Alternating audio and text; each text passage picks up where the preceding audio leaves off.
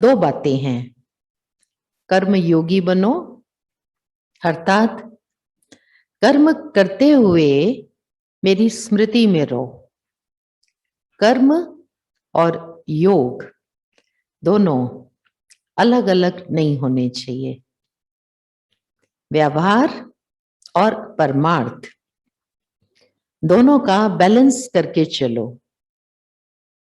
कोई कोई बच्चे कर्म करते एक्शन कॉन्शियस हो जाते हैं, कर्म में इतने तल्लीन हो जाते हैं, बाबा कहते हैं वो मेरी याद भूल जाते हैं।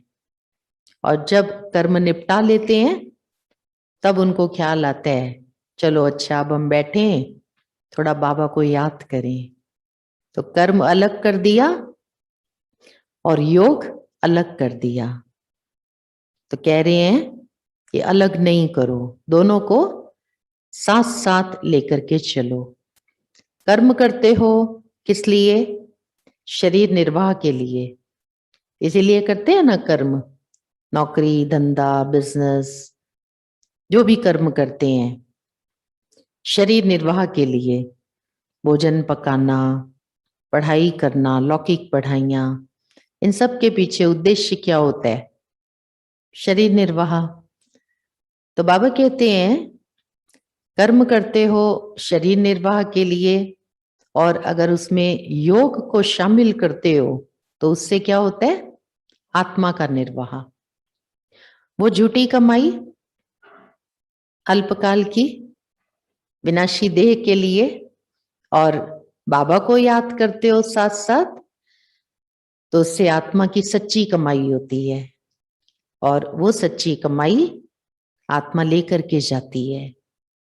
जन्म जन्मांतर उस कमाई के आधार पर हमारा शरीर निर्वाह होता है। सब कुछ प्राप्त होता है, सब कुछ, बुद्धि भी, सुंदर काया भी, अच्छे अच्छे संबंध भी, अच्छी एजुकेशन भी, सब कुछ, कोई कमी नहीं रह जाती।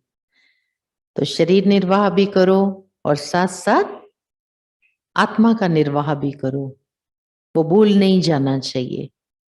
और इसी में दूसरी बात जिसके ऊपर बाबा अटेंशन दिला रहे हैं कि जब कर्म करते हो तो करावनहार की स्मृति वो भूलनी नहीं चाहिए।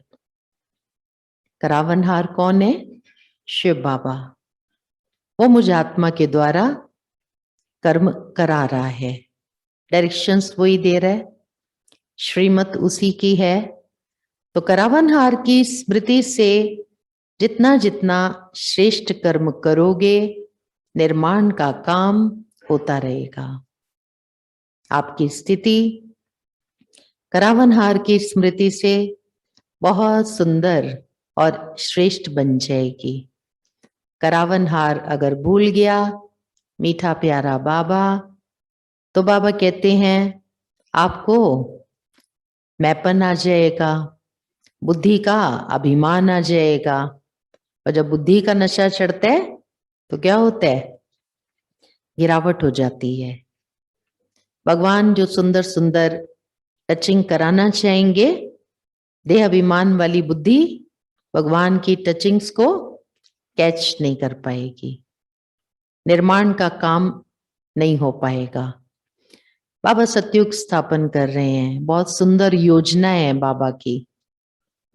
और सतयुगी दुनिया की स्थापना हम स्वयं से नहीं कर सकते हैं, उसमें हम स्वयं की हिम्मत से, स्वयं की समझ से बाबा के मददगार नहीं बन सकते हैं। उसके लिए क्या चाहिए? भगवान की प्रेरणाएं, भगवान की टचिंग्स, वो हमको कैच करनी है, वो क्या कार्य हमसे कराना चाहता है। तो उसके लिए क्या चाहिए? बाबा कह रहे हैं निर्माण बुद्धि, स्वच्छ बुद्धि, एकदम निर्मल बुद्धि। तो बुद्धि का नशा न चढ़े, अभिमान ना आए, उसके लिए सदैव याद रखो तो करावनहार शिव बाबा हैं। मैं हूं शिव बाबा की कठपुतली। जैसे बाबा मुझे डायरेक्शन देंगे मैं वैसे वैसे करती जाऊंगी। तो मुरलियों द्वारा भी डायरेक्शंस मिल रहे हैं और सूक्ष्म रूप में भी बाबा हम सबको प्रेरणाएं दे रहे हैं। बाबा टचिंग कराते हैं तो वो भी कैच करना है और आगे बढ़ते चले जाना है।